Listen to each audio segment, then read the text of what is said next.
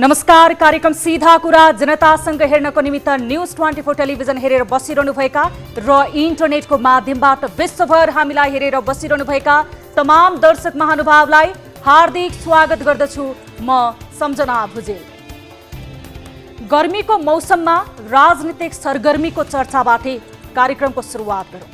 सूर्यको तातो रापबाट बच्न अहिले देशका 5 पूर्व प्रधानमन्त्रीहरू एकताबद्ध भएर रुखको छायामा बस्न गएका छन्। जनताले बिर्सन लागे कि भनेर बेला बेला विभिन्न वक्तव्यबाजी मार्फत हामी यहाँ छौँको छनक पनि दिँदै आएका छन्।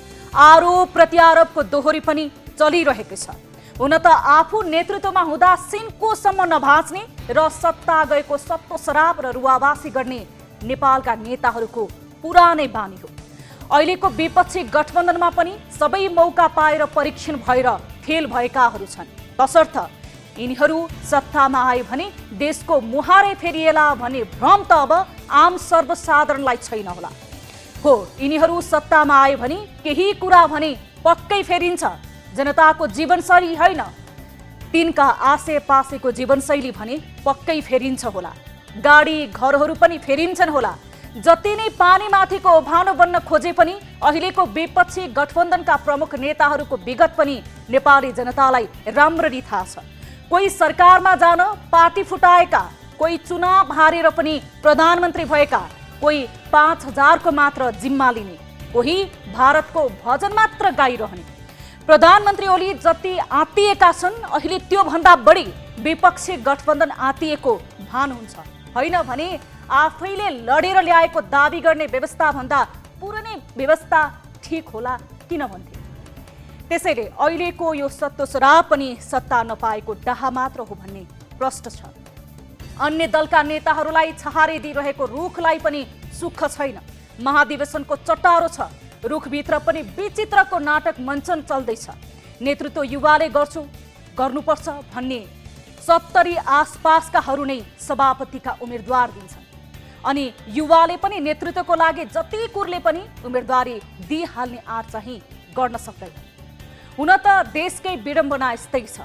युवालाई राष्ट्र निर्माणको पिल्लर भने पनि नेपाली युवाहरू खाडी मुलुकमा बनिरहेको गगनचुम्बी भवनहरूको पिल्लर बनाउन बाध्य छन्।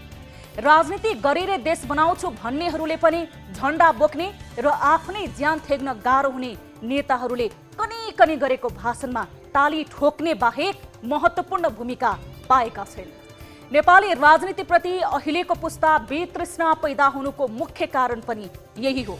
त्यसैले पहिले नेताहरूको एक आवाजमा सडकमा उत्रिनेहरूको भिड पनि अब घट्दै गएको छ। जनताको पीडा कसैले बुझ्नेवाला छैनन् भनेर बुझिसकेका छन्। जनतालाई सत्तासम्म पुग्ने सिडी बाहेक केही नमान्ने ज्वलन्त उदाहरण त हालका प्रधानमन्त्री केपी शर्मा ओली छँदैछन्। ओली सरकार कोरोना सुरु भएदेखि नै जनस्वास्थ्यमा कहिले पनि गम्भीर बनेन। 5 रुपैयाँ पर्ने मास्कलाई 55 रुपैयाँमा खरिद गरेर करोडौं रुपैयाँ भ्रष्टाचार गर्दा पनि तिनीहरू सत्ताबाटै संरक्षित भइरहे। कोरोनासँग लड्न शरीरमा प्रतिरोधात्मक क्षमता अति आवश्यक छ। प्रतिरोधात्मक क्षमता बढाउने एकमात्र उपाय खोप नै हो। ओली आफैले 3 महिनामा सबैले खोप पाउने डक्का पिटे, तर खोप पाउने नेपाली 3% को हाराहारीमा मात्रै छन्। अनुदानमा आएको खोप सोर्स फोर्स हुनेहरूले सुलभ रूपमा पाए पनि आम नागरिकका लागि खोप धेरै परको विषय भएको छ। अहिले सत्ताको नसामा ओली सरकार थिए आम नागरिकका लागि पनि 5 वर्षमा एक पटक बलियो हुने दिन आउँछ। अझ सत्ता सनक बढी चढ्यो भने त 2-3 वर्षमा नै आउन सक्छ भन्ने कुरा बिर्से पनि नागरिकले बिर्सँदैनन् होला। चुनावमा एक को हिसाब पक्कै नागरिकले गर्छन् होला। अहिलेको यो सङ्कटको समयमा आफै एकजुट भएर एकअर्काको सहयोग गरौँ, स्वास्थ्य मापदण्डको कडाइको साथ पालना गरौँ, कोरोनाबाट आफू पनि बचौँ र आफ्ना आफन्तलाई पनि बचाउँ। आउनुहोस् सुरु गरौँ जनताको चासो गुनासो र प्रश्न सहितको विशेष कार्यक्रम सीधा कुरा जनतासँग। लाइफबोय हात धुने समयका साथमा लाइफबोय।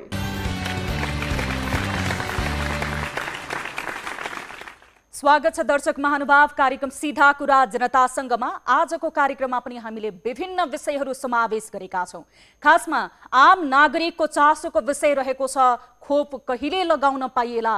धेरै नागरिकहरू अहिले खोपको पहुँचमा छैनन्। करिब 3% को कुल जनसङ्ख्याको 3% नागरिक मात्र खोप लाउन पाएका छन्। त्यसमध्ये करिब 13.5 लाख ज्येष्ठ नागरिक खोपको प्रतीक्षामा रहेका छन्। सरकारको मन्त्री फेरिएपछि खोप आउँछ आज भोलि भनेर प्रतिबद्धता जनाइरहेका छन्, तर वास्तविक रूपमा व्यवहारमा भने आम जनताले खोप लगाउन पाइरहेका छैनन्। यो कोरोना महामारीबाट बच्नको लागि एउटा अचूक उपाय खोपलाई मानिएको थियो।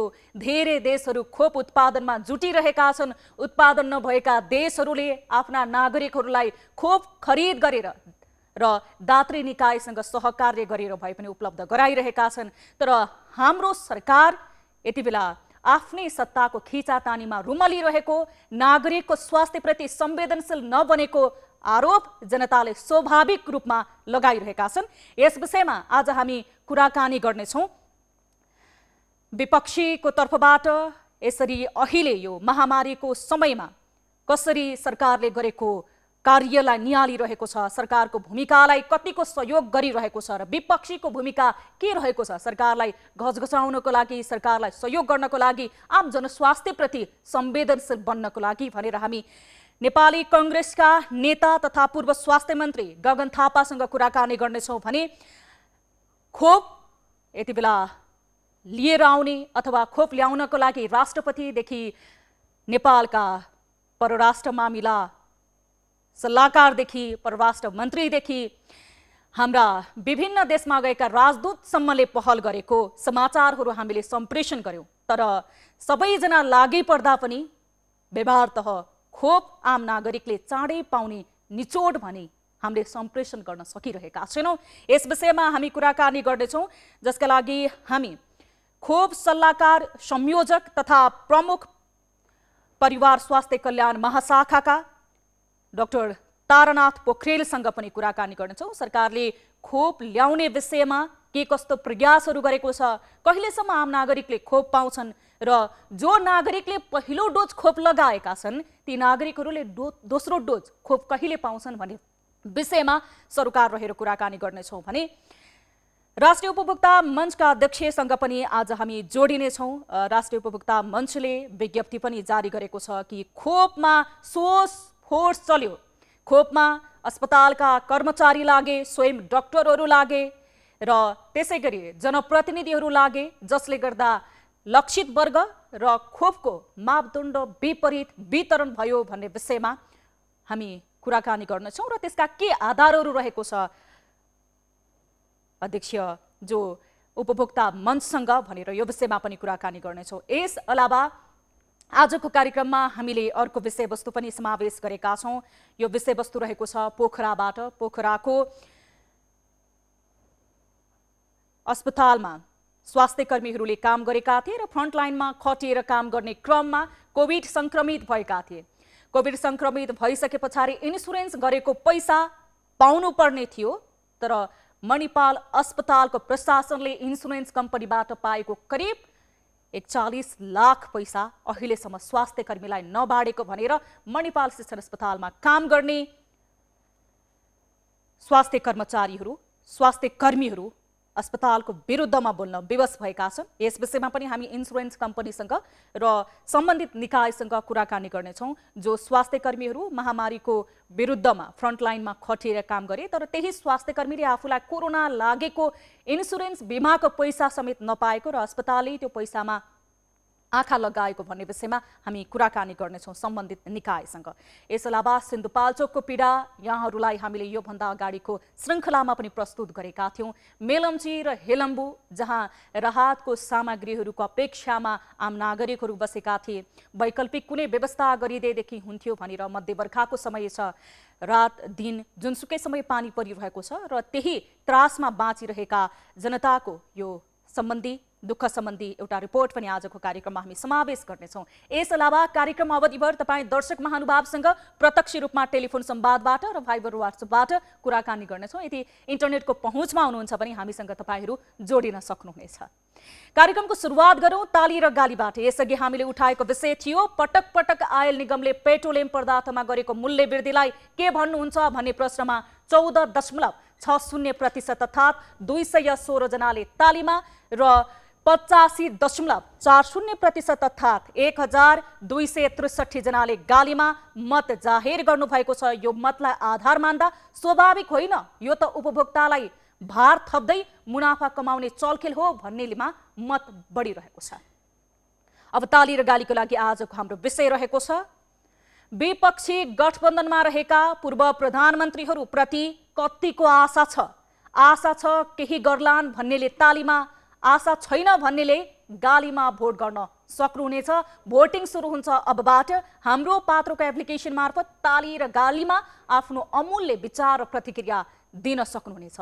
हामी आम जनसरोकारको विषय र सार्वजनिक महत्त्व राख्ने विषयलाई यहाँहरूको प्रतिक्रिया लिनको लागि प्रश्न माध्यम बनाएर ताली र गाली मार्फत हाम्रो पात्रोमा तपाईहरूको विचार प्रकट गर्नको लागि समावेश गरिरहेका छौँ। अब लागौँ विषयवस्तुतर्फ। कोरोना महामारीको दोस्रो लहर कहिलेसम्म जारी रहन्छ भन्ने यकिन नभएको बेला अहिले मुलुकमा खोपको भने हाहाकार छ। संक्रमणको दोस्रो लहरसम्म कम गर्न सरकारले अधिकांश जिल्लामा जारी गरेको निषेधाज्ञा अहिले खुकुल्लो बन्न थालेको छ। संक्रमण दर केही कम देखिए पनि जोखिम उच्च नै रहेको विज्ञहरूले बताउँछन्। संक्रमणबाट जोगिने एउटै उपाय कोभिड विरुद्धको खोप नै भए पनि त्यसतर्फ भने यो 2 महिनाको निषेधाज्ञाको अवधिमा पनि कुनै उपलब्धि भएन। निषेधाज्ञा खुकुलो हुँदै गर्दा पनि आम जनमानसमा भने एउटै प्रश्न छ, खोप कहिले आउँछ अनि कहिले लगाउन पाइन्छ। पहिलो डोज नै लगाएर दोस्रो डोज नपाएकाले खोप कहिले पाइएला भन्ने चिन्ता थपिएको बताउँछन्। पहिलो डोज लगाए पनि दोस्रो डोज खोप लगाउन नपाएका मुख्यतः 65 देखि 75 वर्ष उमेर समूहका झण्डै 13.5 लाख ज्येष्ठ नागरिकमा भने दोस्रो डोज कहिले आउला भन्ने तीव्र छटपटी कायम छ। तर सरकार भने आफै खोपको विषयमा अन्योलता देखिएको बताउँछ। कोरोनाको कारण नयाँ नयाँ भेरिएन्ट र त्यसको तीव्र संक्रमण क्षमता र संक्रमण भइसकेपछि स्वास्थ्यमा देखिने गम्भीर जटिलताका कारण पछिल्लो समय धेरै जनता आत्तिएका छन्। अहिलेसम्म 25,196 जनाले पहिलो डोज लगाएकोमा 7,31,653 जनाले मात्र दोस्रो डोज लगाउन पाएको स्वास्थ्य मन्त्रालयले जनाएको छ। तर यो अवस्थामा सरकारले खोप आउँछ भन्ने आश्वासन मात्र दिइरहेको छ, तर तत्काल खोप आउने सम्भावना देखिएको छैन। यही विषयमा हामी कुराकानी गर्दैछौँ नेपाली कांग्रेसका नेता तथा पूर्व स्वास्थ्य मन्त्री गगन थापासँग। उहाँ हामीसँग भाइबर मार्फत जोडिनु भएको छ। नमस्कार थापाज्यू, स्वागत छ यहाँलाई कार्यक्रम सीधा कुरा जनतासँगमा। धन्यवाद। अब प्रतिपक्षको नजरमा सरकारले खोप ल्याउन किन ढिलाइ गरिरहेको होला? खोपको विषयमा सरकारको धारणा एउटा, प्रतिपक्षको धारणा एउटा भन्ने हामीलाई कुनै मन थिएन, अहिले पनि छैन। प्रारम्भबाटै सरकारले खोप ल्याउने गर्ने प्रयासमा हामीहरूले नेपालमा सरकारमा जोसुकै रहे तापनि यो देशको कुरा हो र यसमा सरकारका सबै प्रयासहरूमा हामीहरू एकसाथमा छौँ भन्ने सन्देश खोप नेपालभित्र नबन्ने भएकोले नेपालभन्दा बाहिर जोसँग लिने वा किन्ने हो उसलाई दिने प्रयास हाम्रो रह्यो, अहिले पनि रहिरहेको छ। तर खोपको कुरामा 2 ठाउँमा चुक्यो। एउटा, जतिखेर खोपको उपलब्धता अलिकति सहज थियो त्यो बेलामा हाम्रो ध्यान त्यतातिर पुग्न सकेन। त्यो भनेको ठ्याक्क सम्झ्यौँ भने गएको वर्षको पुष माघतिर जुन बेलामा यहाँ संसद विघटन, सरकारको प्राथमिकता सबै खोपमा हुन सक्ने प्राथमिकता त्यो बेलामा अन्ततिर गयो, जसको कारणले गर्दा 2-3 महिनाको सबभन्दा महत्त्वपूर्ण समय हामीसँग थियो। त्यो समयमा हामीहरू चुक्यौँ। एउटा त्यहाँनिर हो। र त्यस पछाडिको लगातारको घटनाहरू हामीले हेऱ्यौँ भने यसमा जुन गम्भीरता चाहिने हो, जुन गम्भीरताका साथ काम गर्नुपर्ने हो त्यो गर्दै गरेनौँ। हामीले गफ बढी गऱ्यौँ। अहिले भर्खर तपाईँले नै भन्दै हुनुहुन्थ्यो केही दिन अगाडि पदभार ग्रहण गर्नुभएको मन्त्रीजी कृष्णगोपाल श्रेष्ठको मैले पनि स्टेटमेन्ट सुने। भर्खर मन्त्रालय छिर्नु भएको छ, मन्त्रालयको ब्रिफिङ लिँदै हुनुहुन्छ। पहिलो दिनै उहाँले के भनेर गफ दिइहाल्नु भयो भने चुनाव अगाडि सबैले खोप पाउनेछन्। त्योभन्दा अगाडि केही दिन अगाडि अर्को मन्त्रीजी जानुभयो शेरबहादुर तामाङ, उहाँको स्टेटमेन्ट आउँदा र जाँदा गर्यो भने म आएँ अब खोप आउँछ। प्रधानमन्त्रीजीको हामीले सुन्यौँ भने प्रधानमन्त्रीजीले तोकेको समय एकपटक उहाँले तोकेको मिति हामीले सुन्यौँ। वा प्रदीप गेवालीले परराष्ट्र मन्त्री हुँदै गर्दा मिति तोकेर अबको 10 दिनभित्र तपाईँहरूले एउटा ठुलो यहाँभित्र खोपका सन्दर्भमा एउटा ठुलो समाचार सुन्न पाउनुहुन्छ भनेर भनेको तिथि मिति मात्र हेऱ्यौँ भने हामी सबै अल्मलिने अवस्था छ। राष्ट्रपतिजीको सञ्चार सल्लाहकारले अमेरिकन सरकारले गरेको निर्णय गरेको दिन उहाँले हतार गर्नुभएको ट्विट वा प्रधानमन्त्रीको सल्लाहकारले गरेको हामीले हेऱ्यौँ भने सरकार राज्यको संयन्त्रमा बस्नेहरूलाई के भइरहेको छ केही पनि थाहा छैन। खोपका बारेमा गफ दिइराख्नु भएको छ, खोपका बारेमा भ्रम फैलाइराख्नु भएको छ, गर्नुपर्ने काम गर्नुभएको छैन। त्यस कारणले गर्दा हामी यति धेरै अल्मल्न पर्यौँ। अर्को एउटा कुरा थप्छु, यो तपाईँले सञ्चार माध्यमले आरोप लगाएको पनि होइन, हामी प्रतिपक्ष दलमा बस्नेले भनेको पनि होइन। सरकारको स्वास्थ्य मन्त्रालयको जिम्मेवारी सम्हालिराख्नु भएको मन्त्रीजी आफैले आफ्नो कार्यकक्षमा सञ्चार माध्यमको मानिसलाई बोलाएर के भन्नुभयो भने यो खोपका सन्दर्भमा बिचौलियाहरू, खोपका सन्दर्भमा उहाँकै शब्द भनेको नन्दी भिरङ्गीहरू प्रवेश गरेको कारणले गर्दा खोप ल्याउने कुरामा तलमाथि भयो, नभए खोप समय आउँथ्यो भनेर भन्नुभयो। हो होइन के पनि थाहा छैन, हामीले एकछिन छोड्यौँ। कसले भन्यो? सरकारको स्वास्थ्य मन्त्री आफै के भनिराख्नु भएको छ कि यसका सन्दर्भमा मैले पटक प्रधानमन्त्रीको ध्यान आकर्षण गराएँ, यसका सन्दर्भमा मैले पटक यसमा मैले निर्णयहरू गराउन कोसिस गरेँ तर मैले सकिनँ। अर्थात् हामीले आरोप कहिले लगाएको विषय होइन, तर सरकारको मन्त्री आफैले के कुरा भनिराख्नु भयो भने यसभित्रको अनियमितता, यसभित्रको अपारदर्शिता पनि खोप समयमा नआउनुको कारण हो भनेर उहाँले भनेको स्वीकार गरेको अवस्था रह्यो। थापाज्यू, जस्तो तपाईँ आफै पनि स्वास्थ्य मन्त्री हुनुहुन्थ्यो पूर्व, यो समयमा तपाईँ स्वास्थ्य मन्त्री हुनुभएको भएदेखि के गर्नुहुन्थ्यो? के सल्लाह दिनुहुन्छ सरकारलाई? दुईटा कुरा। सबभन्दा पहिला त मैले अघि नै भने जतिखेर पुस महिनाको जुन समय थियो, जुन बेलामा खोपका सन्दर्भमा भारतमै खोप म्यानुफ्याक्चर गरेको बेलामा पनि हामीले अलिकति हामीलाई थोरै सहजता थियो, वा चाहिँ त्यो बेलामा चीनसँग, रसियासँग, सबैसँग जुन खालको सहजता थियो, त्यो बेलामा खोप माग्ने मात्र होइन, कोभ्याक्सबाट आउने खोप एउटा भयो, हामीले सिधा सम्पर्क गर्ने कुरा एउटा भयो।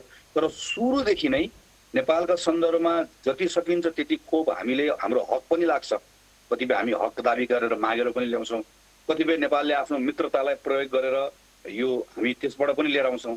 तर हामी एउटा ठुलो परिणाममा खोप आफ्नै पैसा हालेर किन्छौँ। हामी गरिब हो, हामी अरू धेरै कुरामा कमजोर होलाौँ, तर खोप किन्न सक्ने सन्दर्भमा चाहिँ हामीसँग हाम्रो आफ्नो खुत्रुकेमा पैसा भएको अवस्था थियो, अहिले पनि छ। र मलाई लाग्छ स्वास्थ्य मन्त्रालयले लगातार के भनिराख्नु पर्थ्यो भने खोप भन्दा अर्को विकल्प छैन। र हामीले हाम्रो नागरिकहरूलाई समयमा भ्याक्सिनेटेड गर्न सक्यौँ भने त्यो गर्दाका निम्ति जति खोपमा खर्च हुन्छ त्यो खर्चको कारणले गर्दा हामीले इकोनोमीलाई चाँडो खुला गर्न सक्दै गर्दाखेरि प्रकारान्तरले त्यो खर्च होइन लगानी हुन्छ। हामी अब अहिले खुला गर्दैछौँ, अब खोप नभइसके पछाडि बाध्य भएर 1-2 महिना पछाडि फेरि हामी अर्को चरणको लकडाउनमा जानुपर्ने हुन्छ, नचाहँदै पनि। योभन्दा त हामीले भ्याक्सिनेट गर्दै गर्दा हामीसँग भएको केही अरब पैसा खर्च हुँदै गर्दा पनि त्यसको प्रतिफल हामीलाई प्राप्त हुन्थ्यो। त्यसैले सुरुदेखि नै भ्याक्सिनभन्दा अर्को बाटो छैन र भ्याक्सिनका निम्ति यो बेलामा सरकारले आफ्नो पैसा खर्च गरेर किनेरै नेपालमा भ्याक्सिन ल्याउने अवस्था जसको सम्भावना अगाडि अझ बढी थियो, त्यसको प्रयोग गर्नुपर्छ भनेर लगातार भनिराख्ने अवस्था हुन्थ्यो एउटा। दोस्रो कुरा, म स्वास्थ्य मन्त्रालयका अधिकारीहरू, यसमा काम गरेका खास गरिकन स्वास्थ्य कर्मीहरू, उहाँहरूको मुक्त कण्ठले प्रशंसा गर्छु, जसले अनेक अनियमितताका कुराहरू आएका छन्, त्यसको आफ्नो छानबिन आफ्नो होला। तर वर्षौँदेखि नेपालमा खोप भइसकेपछि त्यसको वितरण गर्ने, यो खास गरिकन हामीले खोपका कार्यक्रमहरूमा वर्षौँबाट प्राप्त गरेको अनुभवका आधारमा हामीले जुन चाहिँ क्षमता राख्यौँ कि हामीले खोप पाउन साथै तुरुन्त खोप उपलब्ध गराउन सक्ने, नेपालका सन्दर्भमा स्वास्थ्य मन्त्रालयले अरू देश जस्तो होइन, संयुक्त राज्य अमेरिकाकै एकपटक त्यहाँ पनि छलफल भयो कि नेपाल जस्तो देशलाई खोप दियो भने खोप लगाउनु पो सक्दैन कि, त्यो क्षमता पो छैन कि भन्ने कुराको सन्दर्भमा लगातार नेपाल अरू देश जस्तो होइन है, खोप नेपालले प्राप्त गर्यो भने तुरुन्तै नेपालले यसलाई खोप यो जसलाई चाहिने नागरिकको त्यो उमेर समूहमा लगातार तुरुन्त र बडो इफेक्टिभली पुर्याउन सक्छ भन्ने कुरा पनि लगातार यो कुराको प्रभाव पनि गरिराख्नु पर्थ्यो। यो कुरा पनि हामीहरू चुक्यौँ। मेरो अन्तिम कुरा भनेको पारदर्शिताको कुरा। अहिले तपाईँले आफैले भन्नुभयो सुरुमा हाम्रो लाखौँ नागरिकहरू पहिलो डोज लगाएर बसेका छन्। हेर्नुहोस् त, प्रत्येक दिन एउटा मन्त्री बोलेको छ, अर्को मन्त्री बोलेको छ, जसले जहाँ पाए त्यहाँ बोलेको छ। स्वास्थ्य मन्त्रालयको काम हो नि त अहिले यो बेलामा फर्स्ट डोज लगाए कोभिसिल्ड पहिलो लगाएको नागरिकलाई उसले पहिला भन्यो म 8 हप्ता 9 हप्ता कति ग्याप राखेर लगाउँछु। अहिले उसको त्यो हप्ता बढेर कहाँ पुग्यो? यो हप्ता बढिसकेपछि उसको योजना के हो? अब पहिलो डोज मात्र लगाएर दोस्रो डोज नलगाए पनि मसँग नभएकोले नलगाएर भए पनि म अगाडि बढ्छु भन्न खोजेको हो। वा मतलब उसँग आखिर आफ्नो अवस्था जे छ त्यसलाई ढाकछोप गर्ने, लुकाउने, आँखामा छारो हाल्ने भन्दा पनि आफूसँग जे अवस्था छ त्यो अवस्थाको बारेमा जनतालाई आफूले गरेको प्रयत्नको बारेमा इमान्दारितापूर्वक बताउने, आफ्नो अवस्थाको बारेमा इमान्दारितापूर्वक बताउने कुरामा चाहिँ स्वास्थ्य मन्त्रालय पटक पटक चुक्यो। यो चुक्न दिनु हुँदैन। थापाज्यू, जस्तो सरकारमा बसेकाको प्रतिपक्षले विरोध गर्नु धर्म हो प्रतिपक्षको, तर प्रतिपक्ष नै जनताको स्वास्थ्यप्रति कति संवेदनशील बन्यो त? प्रतिपक्षले खोप ल्याउनको लागि र यो महामारीमा जनतालाई प्रतिपक्ष छ भनेर देखाउनको लागि चाहिँ तपाईहरुले खेल्नु भएको भूमिका महत्त्वपूर्ण छ अथवा तपाईहरु सन्तुष्ट हुनुहुन्छ आफ्नो भूमिकाबाट? यो भूमिकाको बारेमा अपर्याप्त छ, असन्तुष्ट छ, यो भन्दा धेरै राम्रो गर्न सक्नु पर्थ्यो।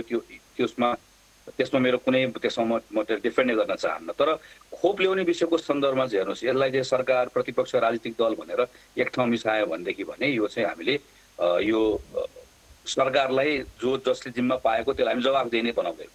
खोपका सन्दर्भमा तपाईले मैले भन्ने सरकारलाई भन्ने भनेको चाहे सञ्चार माध्यम होस् चाहे प्रतिपक्ष होस्, हामीले सरकारलाई भन्ने भनेको खोप लिएर आऊ गर भन्ने प्रश्न गर्ने हामी छौँ भनेर भनिदियो। मैले अघि पनि भने हामीले अन्तर्राष्ट्रिय समुदायलाई लगातार नेपालका सन्दर्भमा हाम्रो यहाँभित्र राजनीतिक किचलो छ, सबै कुरा छ, तर खोप तिमीले दियौ भने यो अवस्थाको सन्दर्भमा भने जोसुकै सरकारमा भए पनि हामी यो खोपका विषयका सन्दर्भमा खोपको नाममा नेपालभित्र राजनीति छैन, गर्दैनौँ भन्ने कुराको सन्देश प्रवाहित गर्ने हो। त्यो हामीले नचुकिकन सधैँभरि गर्यौँ। म आफै सम्झन्छु जतिखेर चाहिँ संयुक्त राज्य अमेरिकाको सेनेटरसँग नेपाली साथीहरूले अलिकति त्यहाँभित्र दबाब सृजना गर्न सकिन्छ कि भनेर एउटा कल सेटअप गर्दाखेरि नेपालको तर्फबाट सरकारको अधिकारी पनि बस्नुभयो, म पनि बसेँ र मैले नेपाललाई खोप किन दिनुपर्छ, नेपालले खोप प्राप्त गर्यो भने कसरी त्यसको प्रयोग गर्छ भनेर नेपालको तर्फबाट बोलेको म सम्झन्छु। संयुक्त राज्य अमेरिकाको नीति निर्माताहरूलाई झकझगाउनका निम्ति अमेरिकन डक्टर जो नेपालमा बसेर लामो समय काम गरिराख्नु भएको छ उसँग मिलेर उनीहरूले पढ्ने अमेरिकाको पत्रिकामा संयुक्त रूपमा लेख लेखेको म सम्झन्छु कि नेपाललाई तिमीहरूले खोप दिनुपर्छ भनेर। मेरो पार्टीको सभापतिले लगातार नेपालमा भएका राजदूतहरू मार्फत, नेपालमा भएका अन्तर्राष्ट्रिय नियोगहरू मार्फतबाट लगातार नेपाललाई खोप दियो भनेर झकझगाएको म सम्झन्छु। हामीले गर्ने भनेको सरकारको साथमा छौँ, उभिएका छौँ र खोपका सन्दर्भमा हामी सरकारलाई मद्दत गर्छौँ, यसको नाममा राजनीति गर्दैनौँ भन्ने कुरा गर्नुपर्ने थियो। त्यो नचुकिकन लगातार गर्यौँ, अहिले पनि गरिरहेका छौँ। हस्, समय र संवादको लागि धेरै धेरै धन्यवाद थापाज्यू। यति बेला हामीसँग जोडिनु भएको थियो नेपाली कांग्रेसका नेता तथा पूर्व स्वास्थ्य मन्त्री गगन थापा। हामीले उहाँसँग कुराकानी गर्यौं। प्रतिपक्षले सरकारले खोप ल्याउन गरिरहेको ढिलाइमा कसरी सहयोग गर्न सक्छ अथवा प्रतिपक्षको धर्म सधैँ आलोचना मात्र गर्ने हो, महामारीको समयमा आम नागरिकको स्वास्थ्यप्रति संवेदनशील बन्नको लागि प्रतिपक्ष भने कतिको सशक्त छ अथवा प्रतिपक्षले चाहिँ कसरी नियालिरहेको छ अहिलेको यो अवस्थालाई भनेर कुराकानी गर्यौं। अब यो विषयमा हामी अन्य सरकार राख्ने सम्बन्धित निकायसँग पनि कुराकानी गर्नेछौँ। अहिले धेरै नागरिकहरू खोपको प्रतीक्षामा रहेका छन्, त्यसमध्ये पनि ज्येष्ठ नागरिक जो कोभिडको समयमा र पहिलोचोटि चाइनाको वुहानबाट कोरोना संक्रमण फैलिँदाखेरि ज्येष्ठ नागरिकमा सबैभन्दा धेरै कोरोना संक्रमण देखिएको कारणले ज्येष्ठ नागरिक फ्रन्टलाइनमा खट्ने जो काम गर्थे स्वास्थ्यकर्मी लगायत अन्यलाई पहिलो प्राथमिकतामा राखियो। तर अहिले 13.5 लाखको हाराहारी ज्येष्ठ नागरिक दोस्रो डोज खोपको प्रतीक्षामा रहेका छन् र कुल जनसङ्ख्याको 3% मात्र नागरिकले खोप लगाउन पाएका छन्। अझै धेरै मानिसहरू खोपको प्रतीक्षामा बसिरहेका छन्। यस विषयमा हामी कुराकानी गर्न गइरहेका छौँ। जो अध्यक्ष हुनुहुन्छ राष्ट्रिय उपभोक्ता मञ्चका, हामीसँग यति बेला जोडिनु भएको छ प्रेमलाल महर्जन जो नेपालमा कोरोना विरुद्धको खोप हाहाकार भइरहेको बेला खोपमा कालोबजारी चलिरहेको राष्ट्रिय उपभोक्ता मञ्चले जनाएको छ। मञ्चले एक विज्ञप्ति निकाल्दै सङ्घीय राजधानी काठमाडौँमा नाम चलेका सरकारी र गैर सरकारी अस्पतालमा काम गर्ने डाक्टरहरू नै कालोबजारीमा धन्दा सुरु गरेको जनाएको थियो। यसको अर्थ डाक्टरहरू अवैध रूपमा खोपको व्यापार गरिरहेको मञ्चको दाबी छ। हुने खाने वर्गले बढी पैसा तिरेर भए पनि खोप लगाउन चाहन्छन्। राजधानीमा नाम चलेको एक अस्पतालमा काम गर्ने डाक्टरले खोप लगाउने 10 जना भेला गर्नुहोस्, घरमै आएर कोरोना विरुद्धको खोप लगाइदिन्छौँ, तर प्रति सुईको 7,000 रुपैयाँ लाग्छ भन्ने गरेको राष्ट्रिय उपभोक्ता मञ्चको विज्ञप्तिमा उल्लेख छ। यो विज्ञप्ति हेर्नुहोस् दर्शक महानुभाव। मञ्चले पूर्वी नाकाबाट काठमाडौँ लगायत सहरी क्षेत्रमा ल्याई अवैध रूपमा कोभिडसिल्ड खोप भन्दै लुकी छिपी 3,000 देखि 5,000 रुपैयाँसम्ममा बिक्री वितरण भइरहेको गोप्य सूचना केही चिकित्सकहरूले दिएको बताएको छ। यसै विषयमा हामी थप कुराकानी गर्दछौँ। राष्ट्रिय उपभोक्ता मञ्चका अध्यक्ष प्रेमलाल महर्जन हामीसँग जोडिनु भएको छ। राष्ट्रिय उपभोक्ता मञ्चका अध्यक्षज्यू, उहाँसँग हामी कुराकानी गर्नेछौँ। अध्यक्षज्यू नमस्कार, स्वागत छ यहाँलाई कार्यक्रम सीधा कुरा जनता संगमा।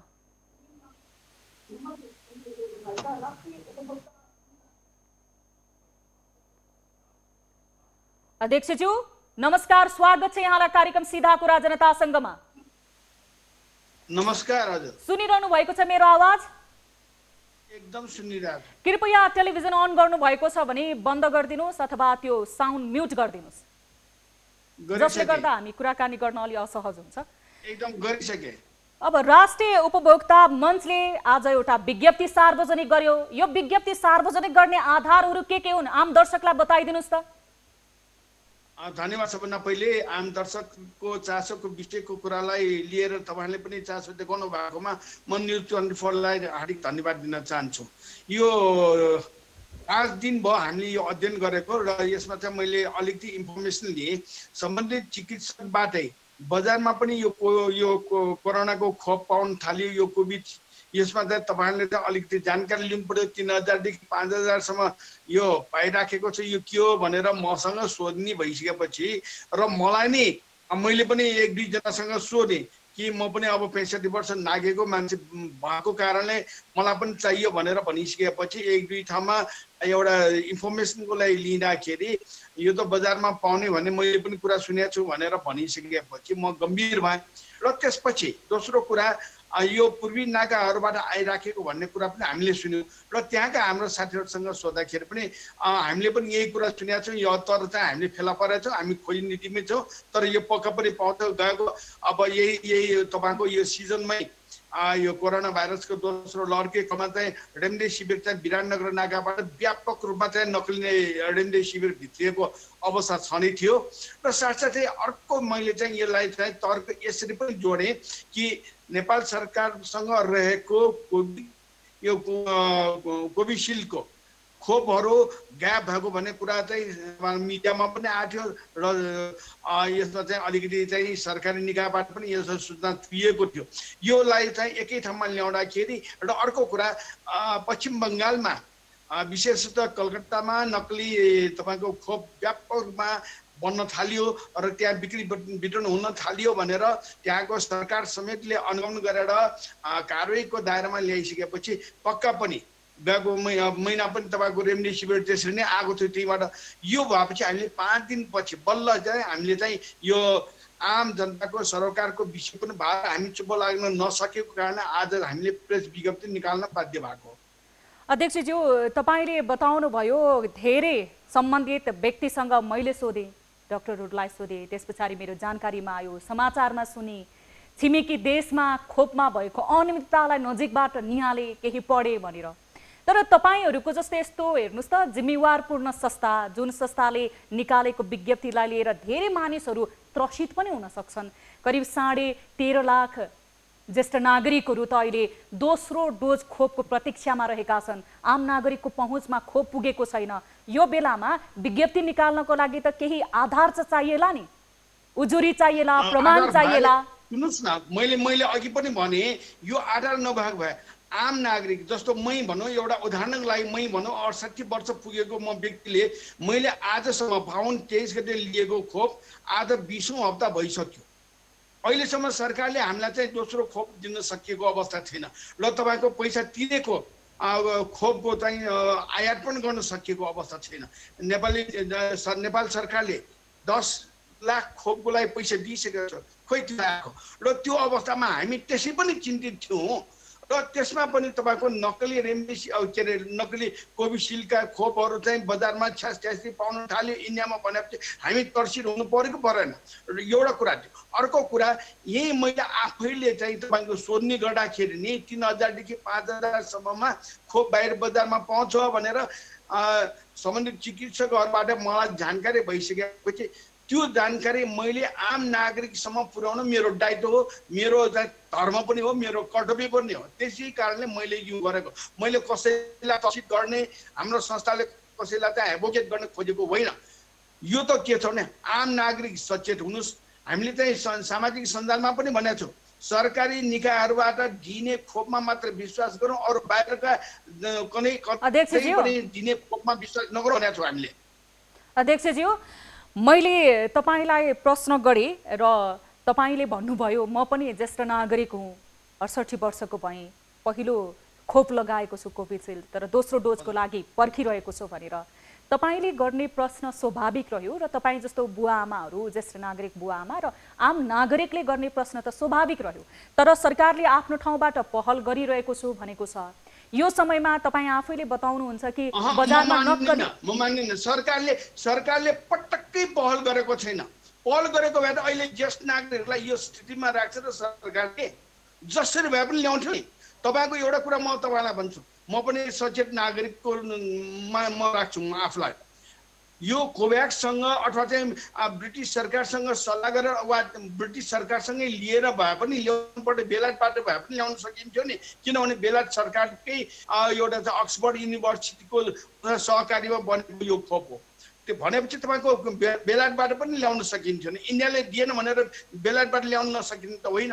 जसरी भए पनि आफ्नो नागरिकलाई ल्याउनु पर्नेमा अहिले नेपाल सरकारले हेर्नुहोस् त, अहिले यस्तो मारामारीको बेलामा त मन्त्री फेरेको फेरि छ। एउटा मन्त्रीले एउटा बोलेको छ, अर्को मन्त्रीले अर्को बोलेको छ। आम नागरिक मरिराखेको छ, चिन्तित छ। अर्को कुरा तपाईँको पश्चिम बङ्गाल सरकारकै अग्रसट्टामा तपाईँको यो नक्कली खोपहरू जसले बिक्री वितरण गर्छ त्यसलाई समात्न थालेको छ। त्यहीँबाट आएको भने हामीलाई चाहिँ सुन्न प्राप्त भइसकेको अवस्थामा पनि हामीले सरकारलाई सचेत गराउन सकेन, सरकारलाई दबाब दिन सकेन भने राष्ट्रिय उपभोक्ता मन्त्री यो उपभोक्ता अधिकार कर्मी संस्थाहरू के का लागि? त्यही हिसाबमा हामीले आफ्नो दायित्व निर्वाह गरेको। तपाईले आफ्नो दायित्व निर्वाह गर्नु, तपाईको संस्थाले आम नागरिकको स्वास्थ्यप्रतिलाई लिएर यो जायज हो। मैले भन्न खोजेको चाहिँ जस्तो बजारमा तपाईले बताउनु भयो केही समय अगाडि हामीसँगै कुराकानी गर्दाखेरि बजारमा नक्कली जुन खोपहरू पनि छन् भनेर, नक्कली खोपहरू छन् भन्ने जानकारी चाहिँ तपाईलाई कसले दिनुभएको? धन्यवाद। यो जनस्वास्थ्यसँग सरकारकै जनस्वास्थ्यसँग सरोकार राख्ने व्यक्तिहरूबाट मैले सूचना पाएको। मैले अहिले चाहिँ नाउँहरू खोल्न मिलेन, नत्र नाउँहरू पनि खोल्नु हुन्थ्यो। उनीहरूले नै मसँग बिक्री वितरणको लागि अथवा चाहिँ मलाई चाहिँ बेच्न खोजेको भए म उनीहरूको नाउँ भन्थेँ। तर उनीहरूले सूचना दिएको कारणले मैले चाहिँ यति आँट गरेको। अब तपाईहरूले सूचना पनि पाउनु भएको छ। यसअघि विभिन्न सञ्चार माध्यममा हामीले पनि त्यो समाचार सम्प्रेषण गरेका हौँ, सोर्स फोर्स पहुँच पावरमा खोप लगाउनेले लगाइरहेका छन् भनेर। सरकारको विरोध गर्नु, सरकारलाई सशक्त रूपमा नागरिकको तर्फबाट सरकारलाई गजगचाउनु, खबरदारी गर्नु आफ्नो ठाउँमा छ। तर यसको खोप ल्याउनको लागि हाम्रो एकमात्र उपाय भनेको त सरकारी पहल नै हो नि, यो त मान्नुहुन्छ नि होइन? एकदमै एकदमै एकदम तपाईँको कुरामा म 100% सहमत छु। वास्तवमा यो सरकारले मात्र ल्याउनु पर्नुपर्छ। सरकार बाहेक अरू कसैले ल्याइयो भने सरकार एकदम सक्रिय हुनुपर्छ, सजग हुनुपर्छ र सचेत भएर सरकारले नाकाहरू सिल गरेर हुन्छ कि अथवा चाहिँ तपाईँको यस्ता खोप बिक्री गर्ने चाहिँ को हो, कुन कुन तत्त्वले यो काम गरिरहेको छ, कुन कुन अब अनुचित व्यापारिक क्रियाकलाप गर्नेहरूले यो काम गरिरहेको छ, त्यसलाई चाहिँ छानी ल्याएर चाहिँ कानुनी कठघरामा ल्याएर हदैसम्मको कारवाही गर्नुपर्छ भन्ने हाम्रो मान्यता रहन्छ। अब तपाईहरूले विज्ञप्ति पनि निकालिसक्नु भएको छ, धेरै जानकारी पनि छ भनेर तपाईँ स्वयं अध्यक्षले बताइरहनु भएको छ। आम उपभोक्ताको स्वास्थ्यप्रति हामी गम्भीर छौँ भनेर। अब तपाईँहरूको यो विरोध गर्नु, विज्ञप्ति निकाल्नु बाहेक सरकारलाई खोप ल्याऊ, हामी ज्येष्ठ नागरिक त्यस पछाडि आम नागरिकहरूले खोप पाउनुपर्छ, जे भयो गलत भइरहेको छ यो तत्काल बन्द गर भन्नको लागि के गर्नुहुन्छ? पक्कै अब तपाईँले आफैले भन्नुभयो, वास्तवमा हामीलाई खुसी लागेको छ। राष्ट्रिय उपभोक्ता मञ्चले यस विषयमा धेरै पटक चाहिँ सम्बन्धित निकायहरूमा दबाब दिने काम पनि भएकै छ। र अर्को कुरा चाहिँ अहिले भर्खर पनि आज पनि हामीले चाहिँ वाणिज्य विभागसँग कुरा भएको छ, अनुगमन तत्कालै गर्नु पर्यो। तपाईँको चाहिँ मफसलका जस्तो विराटनगर नाकामा तपाईँहरूको रहेको कार्यालयहरूमा यो अनुगमन गर्नु पर्यो। जिल्ला प्रशासनहरूसँग सम्झौता गरेर यो अनुगमन कार्यलाई बलियो बनाएर जसले अनुचित व्यापारिक क्रियाकलाप गरेको छ, अस्ति जसरी तपाईँको रेमडेसिभिर ल्याउँदाखेरि विराटनगरमा जसरी प्रशासनले कारवाहीको दायरामा ल्याउन सक्यो, त्यसरी नै अहिले पनि यो कोभिडको यो खोप ल्याउने काम जसले गरेको छ, गलत काम गरेको छ, त्यसलाई चाहिँ कारवाहीमा ल्याउनु पर्यो भनेर हामीले कुरा गरिसकेका छौँ। र साथसाथै तपाईँलाई अहिले हामीले के गरिरहेछौँ भन्ने कुरामा हामीले यसमा एकदमै गम्भीर भएर आम नागरिकको स्वास्थ्यसँग सरोकार राख्ने यस्ता कुराहरूमा कतैबाट पनि कुनै किसिमको हेलचेक्राइ नहोस् र सरकारले तत्कालै खोपको व्यवस्था गरोस् भन्ने हामीले चाहेको छ। त्यो अनुसार हामीले दबाब सिर्जना गर्ने कामहरू गरिरहेछौँ। हस्, समय र संवादको लागि धेरै धेरै धन्यवाद अध्यक्षज्यू। हस्, नमस्ते, धन्यवाद। यति बेला हामीसँग जोडिनु भएको थियो राष्ट्रिय उपभोक्ता मञ्चका अध्यक्ष प्रेमलाल महर्जन र यसै विषयमा हामी थप कुराकानी गर्नेछौँ। खोप कहिले आउँछ, खोपको लागि के कस्तो प्रयासहरू भइरहेका छन्, पहलहरू भइरहेका छन् र खोपको विषयमा बजारमा सुनिएका जस्ता यी कुराहरूको न्यूनीकरण कसरी गर्न सकिन्छ र सुनिएका कुराहरूको वास्तविकता के हो भनेर हामी कुराकानी गर्न गइरहेका छौँ। हामीसँग हुनुहुन्छ प्रमुख परिवार स्वास्थ्य कल्याण महाशाखाका प्रमुख हुनुहुन्छ डाक्टर तारानाथ पोखरेल र उहाँ खोप सल्लाहकार समितिको संयोजक समेत हुनुहुन्छ। उहाँसँग हामी कुराकानी गर्नेछौँ। डाक्टर साहब नमस्कार, स्वागत छ यहाँलाई कार्यक्रम सीधा कुरा जनतासँगमा। डाक्टर साहब सुनिरहनु भएको छ मेरो आवाज? सम्भवतः डाक्टर साहबले मेरो आवाज सुनिरहनु भएको छैन। हामी यही विषयमा कुराकानी गर्नेछौँ। उपभोक्ता मञ्चका अध्यक्षज्यूसँग कुराकानी गर्यौँ। त्यसै गरी प्रतिपक्षको तर्फबाट हामीले पूर्व स्वास्थ्य मन्त्री र नेपाली कांग्रेसका नेता गगन थापासँग कुराकानी गर्यौं। आज हामी सबैभन्दा धेरै आम मानिसहरूको चासोको विषय रहेको छ र धेरै सर्वसाधारणले सरकारप्रति गुनासो गर्ने विषय पनि यही रहेको छ। खोप कहिले पाइन्छ, आम नागरिकले खोप कहिले लगाउन पाइन्छ, जसले पहिलो डोज लगाएर बस्नु भएको छ त्यसमा पनि सबैभन्दा धेरै ज्येष्ठ नागरिकहरू उहाँहरूले कहिले खोप लगाउन पाउनुहुन्छ, दोस्रो डोज लगायतको विषयमा कुराकानी गर्न गइरहेका छौँ। डाक्टर साहब पुनः हामीसँग टेलिफोन सम्पर्कमा जोडिनु भएको छ डाक्टर तारानाथ पोखरेल, हामी उहाँसँग कुराकानी गर्नेछौँ। डाक्टर साहब नमस्कार, स्वागत छ यहाँलाई कार्यक्रम सीधा कुरा जनतासँगमा। डाक्टर साहब सुनिरहनु भएको छ मेरो आवाज? डाक्टर साहब नमस्कार, स्वागत छ यहाँलाई कार्यक्रम सीधा कुरा जनतासँगमा।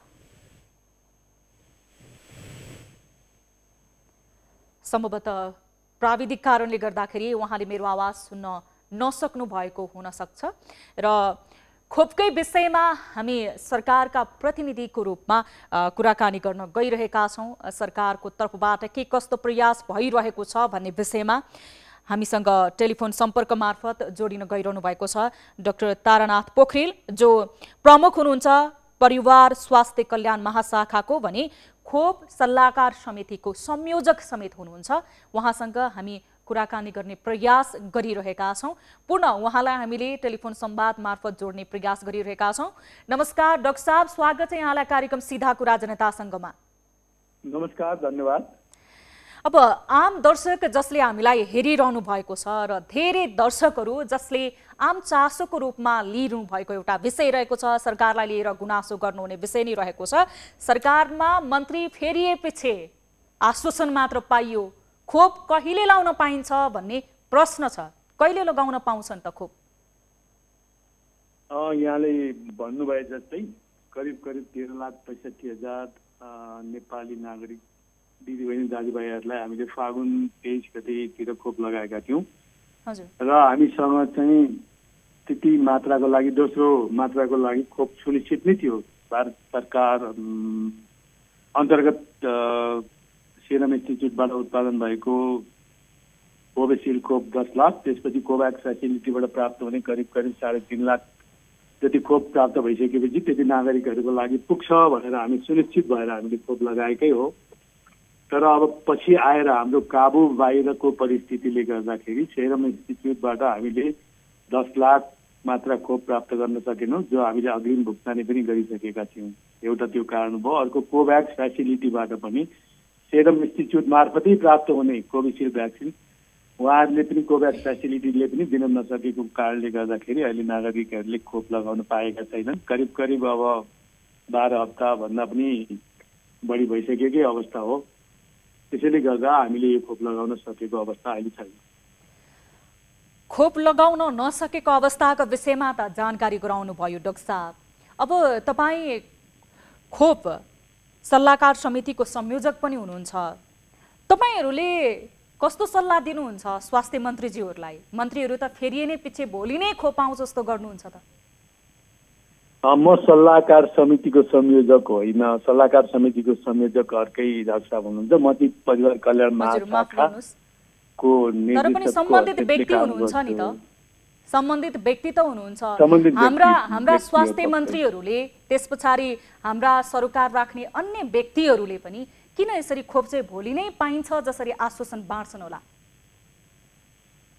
यसो छ, अब यो खोप प्राप्त गर्ने कुरा, खरिद गर्ने कुरा जहिले पनि यो वास्तवमा अनसर्टन नै हुन्छ, अनिश्चित नै हुन्छ। जबसम्म खोप आफ्नो हातमा पर्दैन तबसम्म खरिद प्रक्रिया भनेको जहिले पनि अनिश्चित नै हुन्छ। किनभने यो खरिद गर्ने र सप्लाई गर्ने अथवा आपूर्ति गर्ने दुईटा पक्ष बीचको सम्झौता हो। त्यो सम्झौतामा दुवै पक्षको उत्तिकै दायित्व हुन्छ। तर जब सप्लाई गर्नेले अथवा आपूर्ति गर्नेले दिन सक्दिन भन्ने स्थिति आइसकेपछि खरिदकर्ताले हात थापेर पर्खिने प्रयास गर्नुको विकल्प हुँदैन। अहिलेको अवस्था त्यही नै हो। सरकारले प्रयास नगरेको होइन, सरकारले एकदम अनुमानको गतिमा काम गरेछ अहोरात्र खरिदको लागि। तर पनि प्राप्त गर्ने अवस्था त्यति नजिक आइपुगेको छैन। हेर्नुस् त कस्तो विडम्बना। आम मानिस यति ठुलो अपेक्षामा बसिरहेका छन्। करिब 13.5 लाखको हाराहारीमा ज्येष्ठ नागरिकहरू दोस्रो डोजको लागि बसेका छन्। यति थोरै जनसङ्ख्याको रूपमा लिइन्छ हाम्रो देशलाई। यसमध्ये पनि करिब 3% हाराहारीमा मात्र मानिसले खोप लगाएका छन्। दोस्रो डोजको प्रतीक्षामा त अझ कति मानिस रहेका छन्। यो अवस्थामा पनि यही समयसम्ममा खोप पाइन्छ भनेर जवाफ दिन सक्ने तपाईहरूसँग त्यो आधार छैन भने हाम्रो राष्ट्रपतिज्यूले, उच्च पदस्थ अधिकारीहरूले, परराष्ट्र सल्लाहकारदेखिको लिएर परराष्ट्र मन्त्रीदेखिको लिएर स्वास्थ्य मन्त्री स्वयंदेखिको लिएर राजदूतहरूले गरेको प्रयासहरू व्यवहार तह उत्रियो त? यति लामो समय किन लागेको होला? यहाँले आफैले पनि धेरै कुराहरूको जवाब त आफैले दिइ पनि सक्नुभयो। सिङ्गै राज्य विभिन्न संयन्त्रहरू मार्फत राज्यले प्रयास गरिरहेकै छ, पहल गरिरहेकै छ। तर अब विश्वमा धेरै राष्ट्रहरू छन्, ठुलो धेरै जनसङ्ख्या छ, उत्पादन गर्ने मुलुकहरू एकदमै कम छन् र खोप लगाउने जनसङ्ख्या अत्यधिक मात्रामा रहेकोले यो एकदमै कम मात्रामा उत्पादन भएको खोपलाई ठुलो जनसङ्ख्यामा वितरण गर्ने एउटा चाहिँ समस्या नै रहेको, वितरणको समस्या पनि हो। र खोप जस्तो कुरा अहिले अत्यन्त प्रेसियस कमोडिटी भएको छ। अब यसको न कुनै दर रेट छ, न चाहिँ उपलब्ध हुने कुराको कुनै सुनिश्चितता छ। यस्तो अवस्थामा नेपालले प्रयास गर्दै पनि हामीले भनेकै समयमा खोप प्राप्त नगरेको हो। तर पनि नेपाल सरकार यसमा गम्भीर रूपमा खोप प्रयासको लागि प्रयत्नशील छ। आफ्ना नागरिकहरूप्रति जहिले पनि गम्भीर छ। नेपाल सरकारले त्यसमा काम गरिराखेको छ। विभिन्न मुलुकहरूसँग, उत्पादक कम्पनीहरूसँग अहोरात्र पत्राचारदेखि लिएर विभिन्न माध्यमबाट खोप खरिदको प्रक्रिया अगाडि बढाइराखेकै छ। तर यो कुरा अहिले नेपाल सरकारले सार्वजनिक रूपमा जबसम्म सुनिश्चितता हुने आधार प्राप्त गर्न सक्दैन तबसम्म स्वास्थ्य मन्त्रालयले यो कुरालाई सार्वजनिक रूपमा जानकारी गरेको छैन। तर ढिलो भए पनि नेपाल सरकारले कुनै न कुनै बेलामा हाम्रा प्रतीक्षारत नागरिकहरूको लागि खोपको व्यवस्था अवश्य गर्ने नै छ। र बाँकी नागरिकहरूलाई पनि क्रमशः नेपाल सरकारले प्राथमिकतामा राखे अनुसार खोप दिने व्यवस्थापनको लागि नेपाल सरकार प्रयत्नरत नै छ। यहाँहरू सबैलाई थाहा नै छ। र यही जानकारी गराउन चाहन्छु। नागरिकहरू त व्यग्र प्रतीक्षामा रहेका छन्। अब डाक्टर साहबको कुराबाट पनि थाहा भयो अझै प्रतीक्षाको घडी लामो छ भनेर। तर यही समयमा खोप ल्याउने प्रयास त सरकारले गरिरहेको छ, तर ल्याइसकेको खोप स्टोरमा भएको खोप पनि पारदर्शी रूपमा वितरण भएन, सोर्स फोर्स लगाइयो, जहाँ स्वास्थ्यकर्मी आफैले दुरुपयोग गरे आफ्ना आफन्तहरूलाई, त्यसै गरी पैसाको प्रलोभनमा परेर जनप्रतिनिधिहरूले पनि यसको उपभोगमा अनियमितता गरे भनेर विभिन्न प्रश्नहरू आइरहेका छन्। आज भर्खर मात्र राष्ट्रिय उपभोक्ता मञ्चले विज्ञप्ति नै निकालेको छ। यो विज्ञप्तिप्रति यहाँहरूको ध्यान आकर्षण भएको छ? मैले भर्खरै मात्र यहाँको लोकप्रिय टेलिभिजन च्यानल मार्फत मैले थाहा पाएँ। यदि त्यो हो भनेदेखि उहाँहरूले आधिकारिक रूपमा यदि उहाँहरूले हामीलाई चाहिँ जानकारी गराउनुहुन्छ, कारबाहीको लागि अगाडि चाहिँ हामीलाई शिकायतहरू आउँछन् भने नेपाल सरकार स्वास्थ्य मन्त्रालय कारबाहीको लागि आफ्ना निकायहरू मार्फत, नियामक निकायहरू मार्फत कारबाही गर्न जहिले पनि तयार छ। यो यदि त्यस्तो हो भने यो गम्भीर अपराध हो। अब संक्रामक रोग नियन्त्रण ऐन अनुसार चाहिँ कडाभन्दा कडा कारबाही हुन्छ, तर यसमा चाहिँ हामीले प्रमाणसहित हामी सम्बन्धित निकायमा स्वास्थ्य मन्त्रालय, स्वास्थ्य सेवा विभागमा निवेदन प्राप्त भयो भने हामीलाई कारबाही गर्नलाई सजिलो हुन्छ। र केही कारबाहीको प्रक्रियाहरू अगाडि बढिसकेका पनि छन्। केही ठाउँबाट आएका उजुरीका आधारमा छानबिनको प्रक्रियाहरू अगाडि बढिराखेको अवस्था पनि छ। यहाँहरूको गम्भीर ध्यान आकर्षण होस्। अन्तमा एउटा प्रश्न गरे, जस्तो केही समय अगाडि अहिले पूर्व हुनुभयो बहालवाला स्वास्थ्य मन्त्री हृदय त्रिपाठीले समेत बताउनु भएको थियो कि खोप खरिदमा सेटिङ नमिलेकै कारणले गर्दाखेरि यहाँका प्राइभेट व्यापारिक घरानाहरूले मन्त्रीको समेत कुरा नसुन्ने र सेटिङको व्यापार गर्ने भनेका थिए। अब त्योतर्फ पनि आम नागरिकको चासो रह्यो कि कतै सेटिङकै आधारमा पो यहाँ खोप ल्याउन ढिलो भइरहेको छ कि भनेर, के बताउनुहुन्छ तपाईँलाई जानकारी भएसम्म? पूर्व स्वास्थ्य मन्त्रीजीको त्यो आफ्नो धारणा हो, म यसमा के पनि कमेन्ट गर्न चाहन्न। अब त्यो सम्बन्धी जानकारी हामीलाई छैन पनि, तर कुनै पनि निजी कम्पनी अथवा व्यक्तिले खोप अहिले नेपाल सरकार नेपालमा कुनै पनि व्यक्ति वा निजी कम्पनी सङ्घ संस्था प्रतिनिधिले खोप ल्याउने अवस्था अहिले देखिँदैन। संसारभरि कुनै पनि देशमा त्यसरी व्यक्तिगत कम्पनीहरूले अथवा निजी सङ्घ संस्थाहरूले सम्बन्धित कम्पनीका एजेन्टहरूले खोप ल्याउने अवस्था अहिले काहीँ पनि देखिँदैन। एउटा राष्ट्रले अर्को राष्ट्रसँग पहल गर्दाखेरि धेरै प्रयासपछि मात्रै प्राप्त हुने अवस्था छ। मलाई लाग्छ अझै 1-2 वर्षसम्म त्यो निजी क्षेत्रबाट खोप नेपालमा ल्याउने र त्यसबाट खोप लगाउने भन्ने सम्भावना अत्यन्तै कम देखिएको छ अहिलेकै उत्पादनको अवस्थामा। हस्, समय र संवादको लागि धेरै धेरै धन्यवाद डाक्टर साहब। यहाँलाई पनि धन्यवाद। यहाँको लोकप्रिय टेलिभिजन च्यानल न्युज 24 आवरलाई पनि धन्यवाद। यति बेला हामीसँग टेलिफोन संवाद मार्फत जोडिनु भएको थियो डाक्टर तारानाथ पोखरेल, जो प्रमुख हुनुहुन्थ्यो परिवार स्वास्थ्य कल्याण महाशाखाका। हामीले उहाँसँग कुराकानी गर्यौं नेपाल सरकारले खोप ल्याउनको लागि के कस्तो प्रयासहरू गरिरहेको छ भनेर यही विषयमा। कार्यक्रम सीधा कुरा जनतासँगमा एकैछिन छोटो ब्रेक हेर्दै रहनुहोला न्युज 24 टेलिभिजन। लाइफबोय हात धुने समयका साथमा लाइफबोय। ब्रेकपछि स्वागत छ दर्शक महानुभाव। कार्यक्रम सीधा कुरा जनतासँगमा अब लागौं अर्को विषयतर्फ। कोरोनाले पोखराको मणिपाल शिक्षण अस्पतालमा पटक पटक विवादमा आइरहन्छ। भारतीय स्वामित्वमा रहेको यो त्यही अस्पताल हो जहाँ उपचारका लागि तोकेको शुल्क तिर्न नसक्नेहरू मध्यरातमा रुँदै निस्कनु परेको घटनाहरू धेरै छन्। यसपटक भने यो अस्पतालले आफ्नै कर्मचारीमाथि पनि ज्याजती गरेको छ। कोरोना उपचारमा खटिँदा संक्रमित भई पाउनुपर्ने बिमा रकम नै महिनौं हुँदा समेत अस्पतालका कर्मचारीले पाएका छैनन्। बिमाको रकम नपाएपछि अहिले स्वास्थ्य कर्मचारीहरू आन्दोलित बनेका छन्। बिमा कम्पनीबाट रकम नआएको पनि होइन, रकम सिधै अस्पतालको खातामा आएको छ, तर महिनौं बित्दा पनि स्वास्थ्य कर्मीले रकम पाएका छैनन्।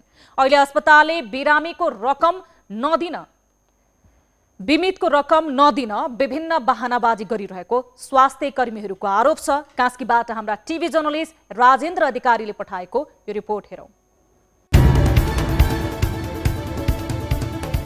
मणिपाल अस्पताल भारतीय स्वामित्वमा पोखरामा सञ्चालित यो अस्पताल कोरोना महामारीको समयमा झनै विवादमा तानियो।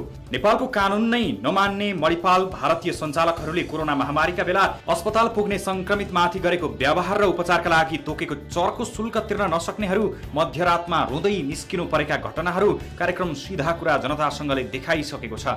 केही समय अघि उपचार खर्च बुझाउन नसक्दा 21 दिने शिशु अस्पतालबाट निकालिएकी थिइन्। यस्तै 45 दिनकी संक्रमित शिशु पनि उपचार खर्च तिर्न नसक्दा यो अस्पतालबाट निकालिएकी थिइन्।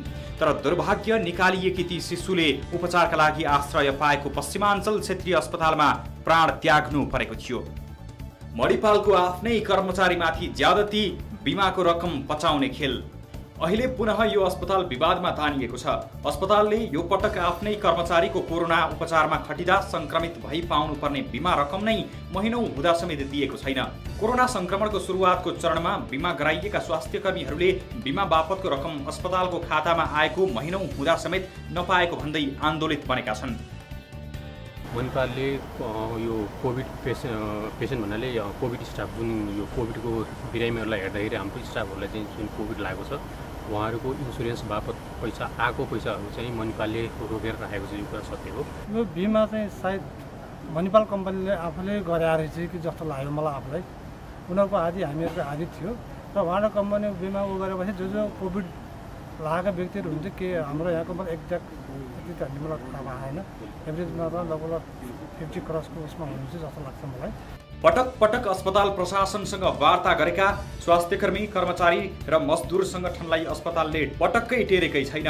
ज्यान जोखिममा राखेर दिनरात नभनी खटिएका स्वास्थ्यकर्मीहरूले पाउनुपर्ने रकम बिमा कम्पनीबाट अस्पतालले आफ्नो खातामा ल्याएको छ, तर संक्रमित स्वास्थ्यकर्मीलाई भने दिएको छैन।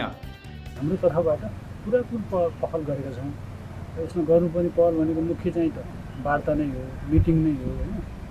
वार्ता मिटिङबाट उहाँहरूलाई चाहिँ हामीले पर्याप्त दबाब पनि दिएछौँ र उहाँहरू यसमा एकदमै नकारात्मक पनि म भन्दिनँ है। दिन्छौँ नि भन्नुभएको छ, दिनौँ भन्ने शब्द उहाँले अहिलेसम्म निकाल्नु भएको छैन, तर पाइएको चाहिँ छैन।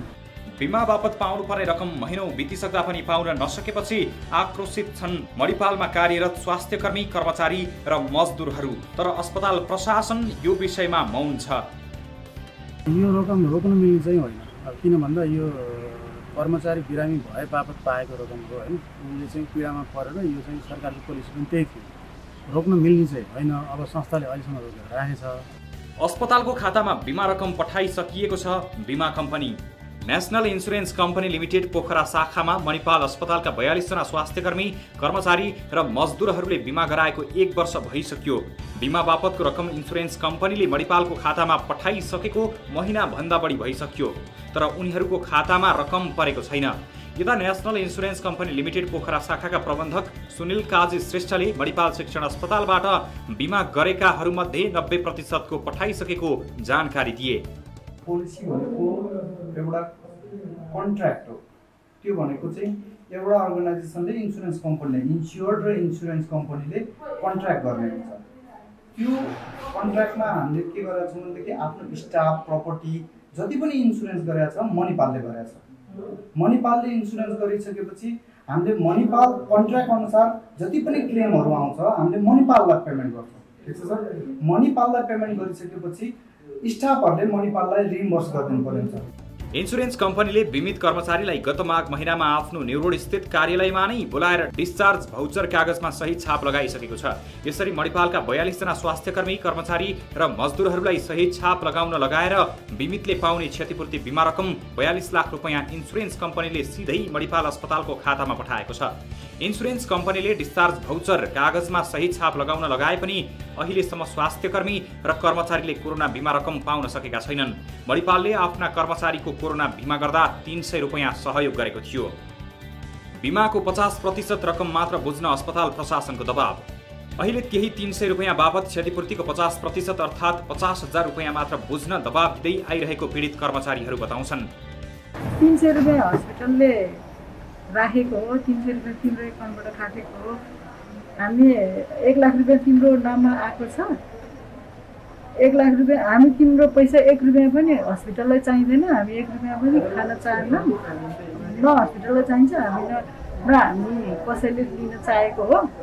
त्यो चाहिँ हामीले एउटा 50,000 चाहिँ तपाईँहरू आफूलाई अस्पताल प्रशासनले वास्ता नै गरेन पीडित स्वास्थ्यकर्मी। महामारीको समयमा ज्यान जोखिममा राखेर खटिएका स्वास्थ्यकर्मी, कर्मचारी र मजदुरहरूको बिमा बापतको पुरै रकम पाउनुपर्ने माग छ। यस विषयमा अस्पतालमा रहेका विभिन्न दल अन्तर्गतका 3वटा युनियन र एउटा समन्वयन समिति सहित मणिपाल प्रशासनसँग पटक पटक वार्ताको प्रयास पनि नभएको होइन। तर पनि अस्पताल प्रशासनले वास्ता नै गरेको छैन। अहिले अस्पताल बिमितको रकम पचाउन दाउमा देखिएको छ। आफ्नै अस्पतालमा कार्यरत स्वास्थ्यकर्मीहरू बिरामी पर्दा महँगो चार्ज असुल्ने र भर्ना समेत नलिने मणिपालले बिमा रकममा आँखा गाडेपछि विवाद बल्झिएको छ। त्यति मात्र होइन, मणिपालमा कार्यरत स्वास्थ्यकर्मी आफू कोरोना महामारीको उपचारमा खटिँदा बिरामी भएपछि उपचारका लागि आउँदा पश्चिमाञ्चल क्षेत्रीय अस्पतालमा जाऊ भन्दै बेवास्ता गरेको दुखेसो गर्छन्। फागुनको 4 गते मैले PCR टेस्ट दिएको, 5 गते पोजिटिभ आयो होइन, 6, 7, 8, 9 गतेतिर मलाई एकदम गाह्रो भयो जस्तो भएर आएको। अनि आउँदाखेरि चाहिँ HRCT गर भन्ने डक्टरले नि HRCT गरेँ मैले होइन। HRCT को रिपोर्ट कुनै मैले 2 घन्टा जति। त्यसपछि HRCT को रिपोर्ट आएपछि मलाई एडमिसन गर्नुभयो होइन।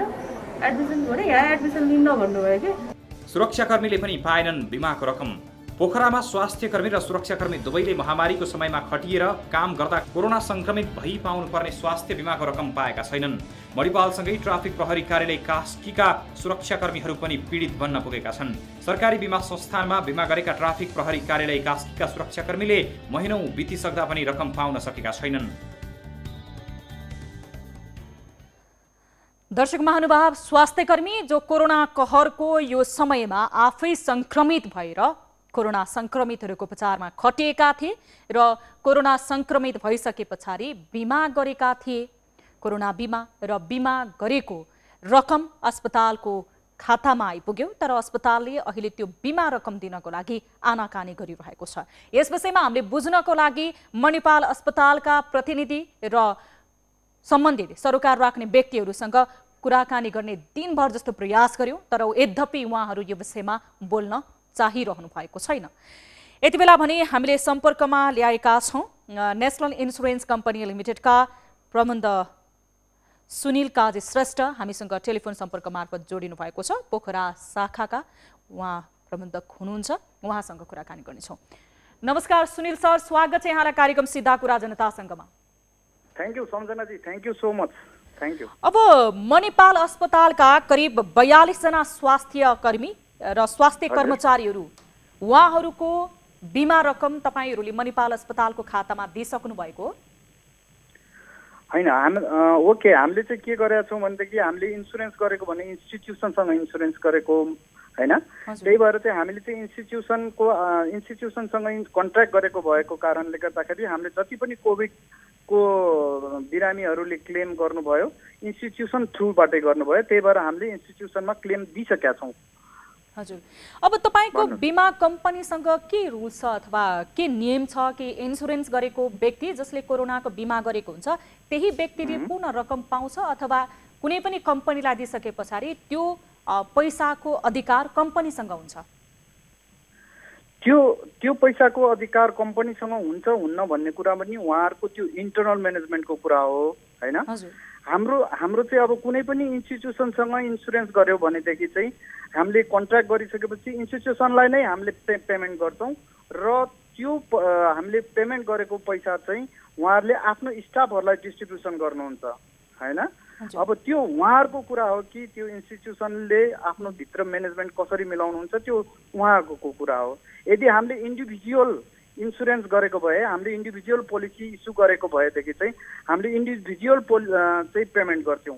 जसलाई इन्सुरेन्स गरेको हो त्यसैलाई हामी पेमेन्ट गर्थ्यौँ, तर इन्स्टिट्युसनलाई सँग कन्ट्र्याक्ट भएको भएर हामीले पेमेन्ट इन्स्टिट्युसनलाई नै दिनुपर्छ, यो हाम्रो नर्म्सभित्र नै पर्छ। हजुर, अब जसरी तपाईहरूले ती 42 जनाको इन्सुरेन्सको रकम कति प्रतिशत चाहिँ दिइसक्नु भएको छ मणिपाल अस्पताललाई? 42 जना भन्नाले होइन, हामीले टोटल त हामीले 500-700 जनाको इन्सुरेन्स गरेका थियौँ होइन। त्यसमा जतिलाई पनि कोभिड भयो त्यसको 90% लाई चाहिँ हामीले पेमेन्ट गरिसकेका छौँ। अरू पाइपलाइनमा छ, अब त्यो पनि पेमेन्ट हुने तर्फरमा छ। समय र जानकारीको लागि धेरै धेरै धन्यवाद सुनिल सर। हामी पछि पनि तपाईसँग जोडिनेछौँ यो विषयलाई फलोअप गर्दा। यद्यपि यही विषयमा हामीले कुराकानी गर्न खोजेका थियौं। मणिपाल अस्पतालका सम्बन्धित व्यक्तिसँग उहाँ सम्पर्कमा आउन चाहनु भएन। उहाँहरूले प्रत्यक्ष कुराकानीमा यो विषयमा प्रश्न बनाइदिनुस् भन्दाखेरि मान्नु भएको छैन। आफ्ना स्वास्थ्यकर्मी जो विभिन्न समयमा आपद विपद र यो कोरोना कहरको समयमा फ्रन्टलाइनमा खटेर काम गरे र स्वास्थ्यकर्मी कोरोना संक्रमित भए र कोरोनाको बिमाको रकम दिनको लागि यति बेला अस्पताल आनाकानी गरिरहेको छ र त्यही अस्पतालमा काम गर्ने स्वास्थ्यकर्मी अस्पतालको विरुद्धमा आवाज उठाउनलाई विवश भएका छन्। यस विषयलाई हामी पुनः फलोअप गर्नेछौँ। कार्यक्रम सीधा कुरा जनतासँगको निर्धारित समय सकिएको छ। थप न्यूजको लागि हाम्रो वेबसाइट www.news24nepal.com हेर्न नभुल्नुहोला। आजको श्रृङ्खलामा रहेका अन्य विषयहरू जुन हामीले समय अभावको कारणले प्रसारण गर्न सकेनौं, आगामी श्रृङ्खलामा प्रसारण गर्नेछौँ। र यदि कुनै समस्यामा हुनुहुन्छ र गुनासोमा पर्नु भएको छ भने हाम्रो टोल फ्री नम्बरहरू रहेको छ, तपाईले सम्पर्क गर्दा पैसा लाग्ने छैन। 1660 011 24 24 98 015 7 24 24 98 84 011 037 मा फोन गर्न सक्नुहुनेछ। र देश तथा विदेशमा हुनुहुन्छ, इन्टरनेटको पहुँचमा हुनुहुन्छ भने भाइबर, व्हाट्सएप र हाम्रो अफिसियल फेसबुक पेज र युट्युब मार्फत पनि हामीसँग जोडिन सक्नुहुनेछ। कार्यक्रम सीधा कुरा जनतासँगबाट म सम्झना भुजेल बिदा माग्दछु। हेर्दै नहुनुहोला न्यूज 24 टेलिभिजन। हामी निरन्तर न्यूजमा छौं। नमस्ते।